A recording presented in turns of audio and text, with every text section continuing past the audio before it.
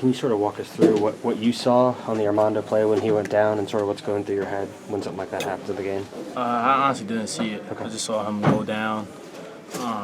He said he twisted his ankle or something, but I didn't get to see the play. Just saw him go down, try to comfort him. So. What does it say about you guys that even though he did go down, you were able to run off such a strong next 10 minutes or so? I mean, it's just like next man up.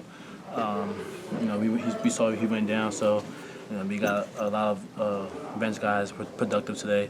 They were able to step in, in an environment like that, play some big time minutes, and make some big time plays. So that was like the mentality. How was Jalen sealing himself off to get some of those looks that he had in the first half? It looked like he was able to space himself out, and you guys post entry different ways. Yeah, in the first half, he was terrific. He was able to, get, crash on the offensive boards and then get to the face up, post up, and which he loves. And he was just, being aggressive. He was able to get to his spots and knock it down on the offensive board.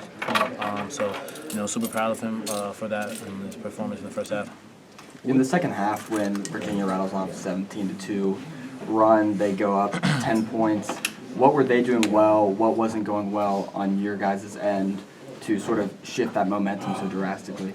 They got stops, kind of like pick six, turnovers on our end for them to get out in transition and score, and then kind of in the half court set they were executing, and we just couldn't, make shots when they were on that run. Yeah, and then when you guys kind of did through at the very end there, what didn't happen for you guys to complete that comeback?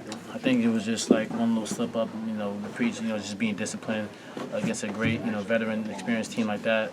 Sometimes you gotta dial in and lock in for each possession. They're gonna be long, but I think we just had one little slip up, which was not in our discipline, and they were able to hit a three. Put them up a little bit. I'm sorry. Was there a difference in the way Vanderplas was defending Jalen, keeping him from getting open in the paint in the second half as opposed to Shedrick in the first half? You said Vanderplas? Yeah, he was on him a lot in the second half. Yeah. Looked like he wasn't able to seal, wasn't getting open. He's getting pushed out a little bit. I think he did a good job of on the ball screen coverage and then recovering, and also, their defense as a whole wasn't just Vanderplas. They were all pulled in on the weak side and in the paint. So I kind of think that made it a little bit difficult. If someone were to tell you this afternoon, There's 2 minutes you don't have in the press room. You don't have Pete. Armando's going down a minute, 18 seconds into the game, and then you'd have a stretch at the last 22 minutes and a half where only Justin, Ricky, DeMarco, and Jalen would score, and yet you guys were in the lead. What would you have said when you said that this afternoon?